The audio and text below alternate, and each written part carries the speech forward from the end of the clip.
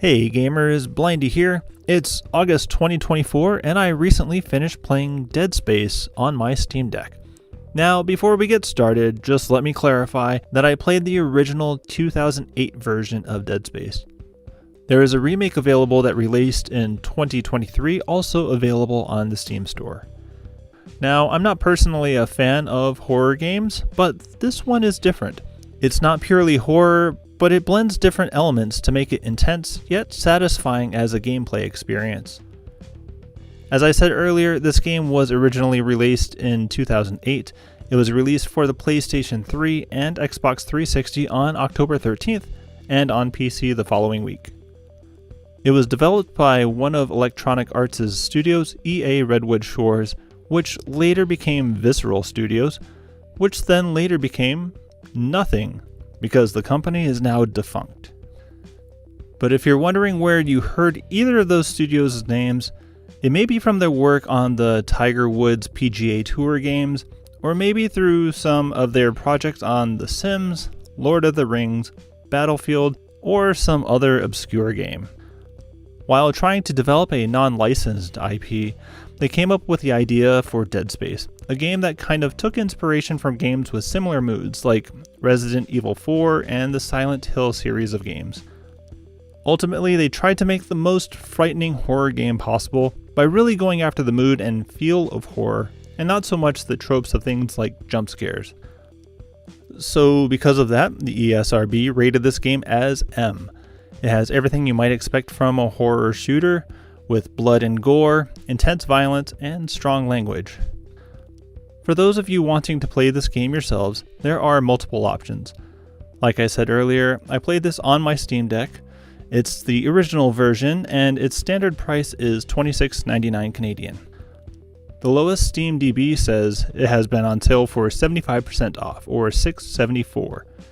But it hasn't been that low in a while. Instead, it's more frequently on sale at 60% off, at $10.79. Still cheap, but if you, like me, have a ridiculously huge backlog of games waiting for you, maybe wait to see if you can save a few more bucks by getting it at 75% off. But it hasn't looked like that has been an option for quite a while. Your other option is to purchase the 2023 remake, which of course is more expensive, but it's also more accessible. It's available on the PlayStation 5 and Xbox Series consoles as well as Steam. It's still a full price game, $80 here in Canada, but the best sales have been as low as 70% off, $24, which puts it lower than the full price of the original for comparison. On my original LCD Steam Deck, I was able to easily get over 2 hours per charge. And just as lightweight on the battery this game was, it was also really small to install. You only needed just under 8 gigs of storage, so it takes almost no space at all.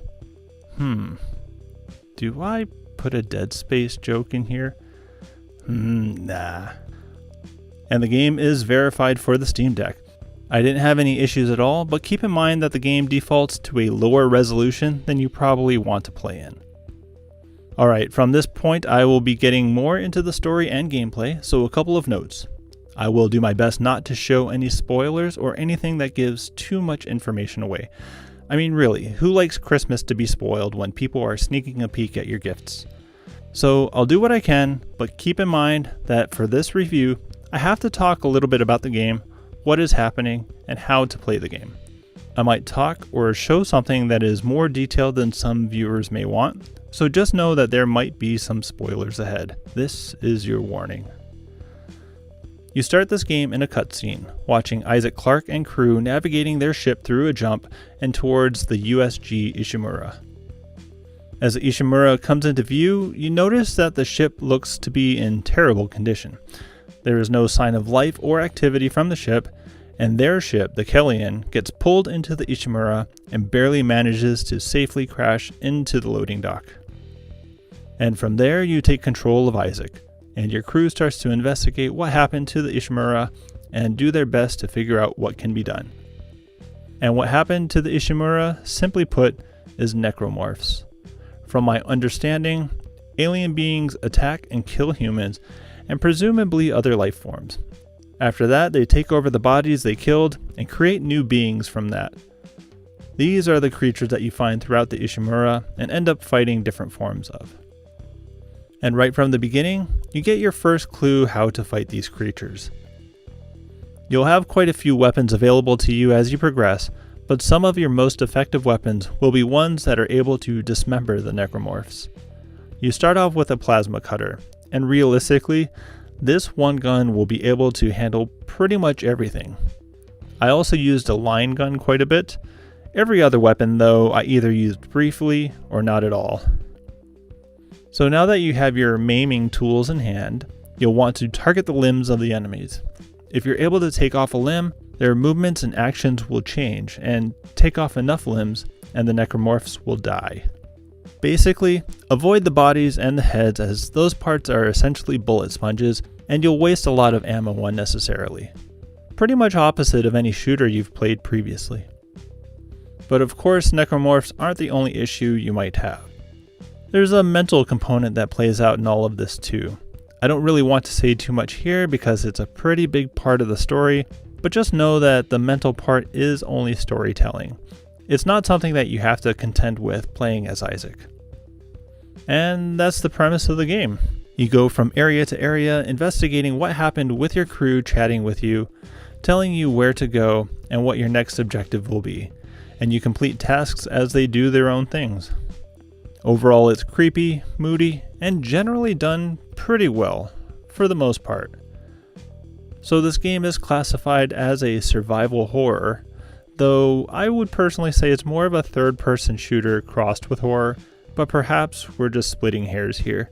Survival just felt like a bit of a broad categorization to me. When you start the game, you have 3 difficulty settings, your standard easy, medium, and hard options. As usual, I chose medium.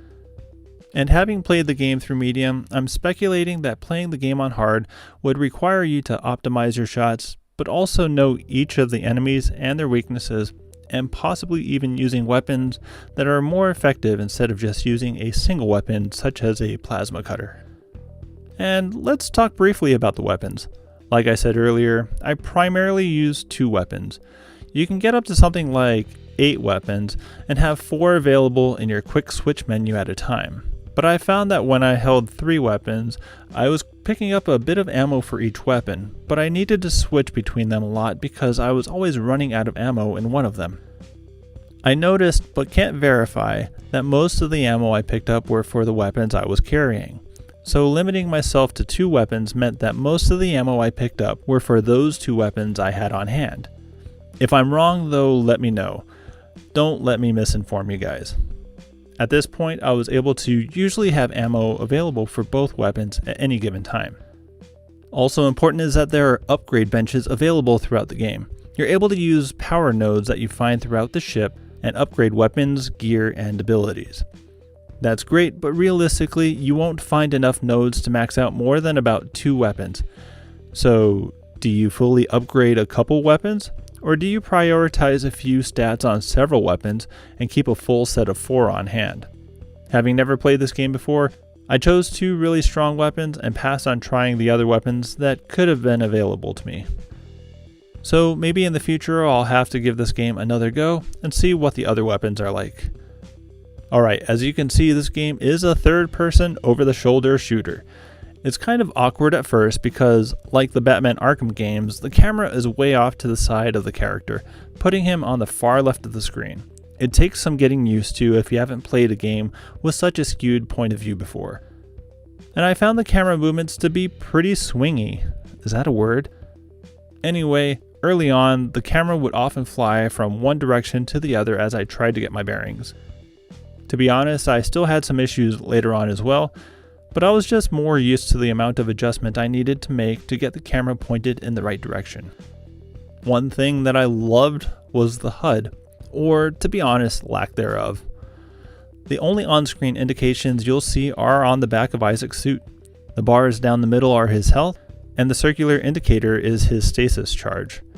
That's all you really need, and this opens up the rest of the screen to be visually clear to the environment around you. So let's talk about stasis and its counterpart kinesis. These are 2 innate abilities that you'll learn early in the game, and they'll play pretty important roles in the progression of the game. Stasis allows you to significantly slow down objects and, if you wish, enemies as well. It has a charge level, so you'll need to recharge it once in a while at a charge station or using stasis packs, items you can have in your inventory.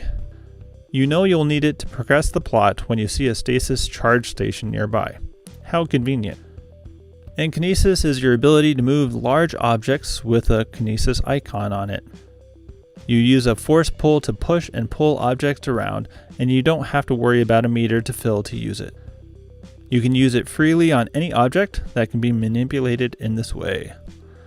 So, being in space, you can imagine that you are going to run into some space-like scenarios. So, of course, they're here in this game too, but in limited areas.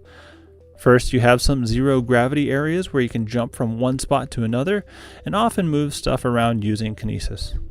And your other locations are in the vacuum of space, either outside the ship or in an area that has been damaged, leaving no air to breathe. You have oxygen in your suit, but that only leaves you a limited amount of time to do your task before you start to suffocate. You can carry air canisters as objects to refill some of your air supply, so you have a bit of flexibility there. And while these areas are pretty interesting, they are all part of the linear progression of the game. You're guided from one location to another with relatively little space to explore and break off from the main quest. Doors are locked and unlocked remotely by your crew to guide you from one place to the next, so going into zero gravity rooms and into the vacuum of space is only there because the quest requires it of you. And as you're walking around, you'll come across items everywhere. Enemies usually drop items, often ammo. You might find storage lockers, which you can open ones with white lights, and you'll always find something in there. There are small storage units on walls, and like lockers, if they have a white light on them, you can open them to find something inside. There are boxes with green lights that can be destroyed to have something inside them as well. You'll find occasional items just lying on the floor, or on a shelf, or wherever.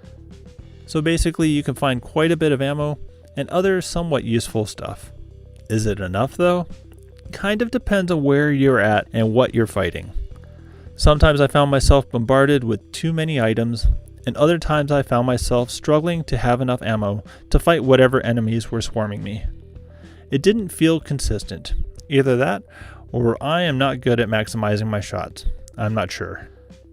And you would think that having a solid backup, like having a strong melee attack when you're out of ammo, would make sense. But I found that kicking and punching felt oppressively weak, like to the point that they felt almost completely useless to use, with the exception of destroying boxes for their loot. So if you run out of ammo, expect to struggle immensely. And you'll also find save points on walls scattered throughout the ship. They look like cameras and can be used as much as you need. Sometimes I would see one every few minutes, and other times it would be 20 minutes or so before I found the next one. So it just kind of depended on where you were at in the ship. So all that, for the most part, is the mechanics of the game. But what did I think about it all? Well, let's start with how everyone else thinks about the game. Metacritic's aggregate score places it in the mid to high 80s, and 92% on Steam, with 20,000 reviews. But that doesn't quite align with my opinion. The experience was all over the place. Some was great, some was a bit baffling. Let's take the enemies, for example. They're designed generally really cool. Knowing that shooting limbs is the goal, they're all pretty easy to figure out. They look unique, they move based on how many of their limbs are intact, and they're all threatening in interesting ways. Good stuff, right? But perhaps some of you are old like me, and maybe some of you have played Doom 3. I enjoyed that game, but the thing that annoyed me the most with that game is that enemies pop up out of nowhere. Maybe not quite out of nowhere, but apparently they all lived behind panels and walls and only pop out after you pass them, meaning they're always attacking you from behind. And it feels similar in this game. The enemies bust through wall panels like they're the Kool-Aid Man, or fall from openings in the ceiling, or in other ways that they suddenly swarm you.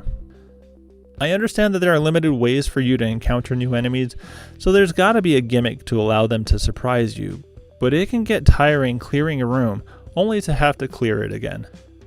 Now, let's flip things for a second and praise the sound and music.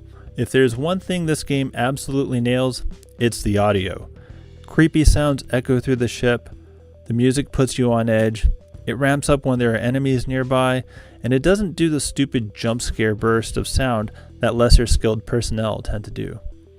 If this game had more mediocre sound, this game wouldn't play nearly as well as it does. So that said, if you play this game, make sure you're listening to the in-game audio. It really makes the game significantly stronger.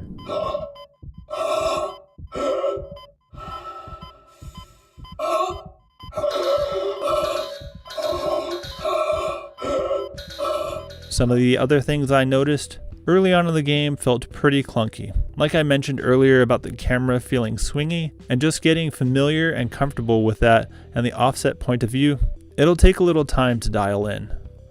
One really cool feature is I'm not sure what to call it, maybe the quest locator? Click down the right stick and a faint line will briefly appear on the ground to guide you in the direction you're supposed to go. It's not perfect though.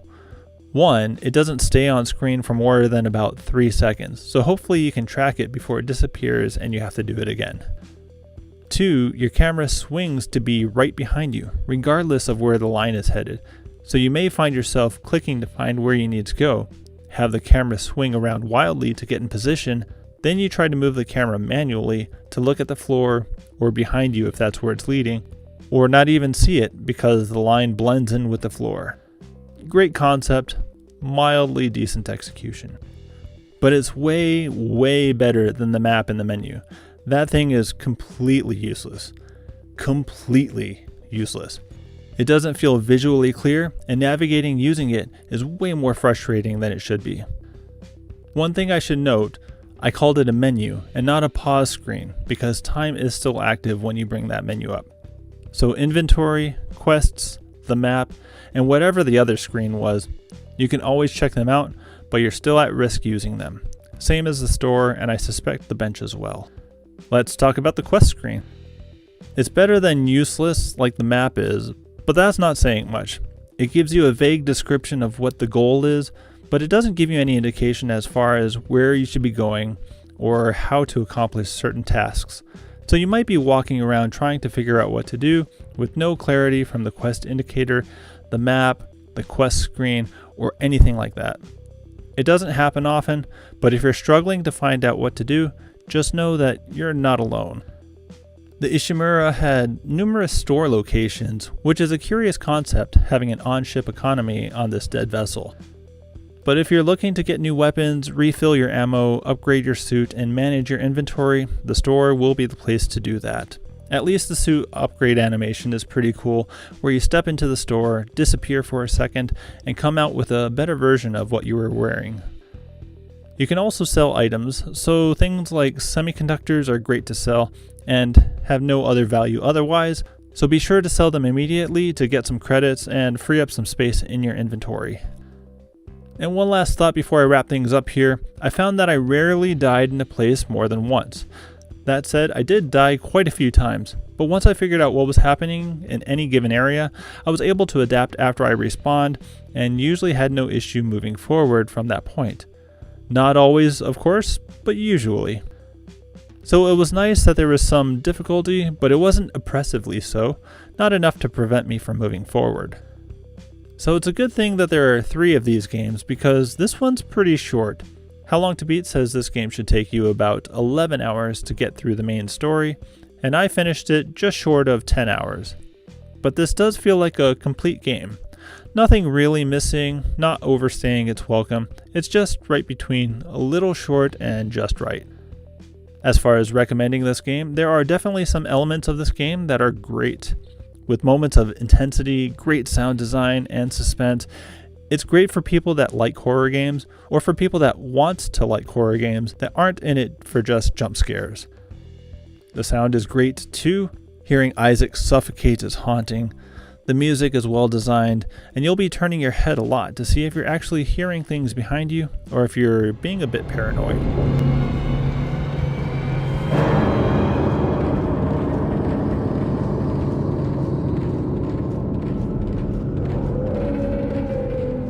It gives some psychological horror elements with decent gameplay mechanics and gives more than just scares. But if you're not into the atmosphere of creepy music, dark hallways, and enemies popping out of places you didn't know enemies can pop out of, well, then this game may not be for you. I would have liked to score it higher, and I would like to see if Dead Space 2 or 3 are more refined, but this one is a good, but not great game. I will give it a 9 out of 12, 75%. I mostly enjoyed it, and I'm glad I played it. They did a lot of things right, and I would say if you're interested in having an expansive repertoire as far as notable games played, this one is a must-play. But if you're not into scary or creepy games, or shooters, or even games with a dark atmosphere, just watch a video like this one and you'll be fine. As always, before we go, here's a taste of the last boss fight.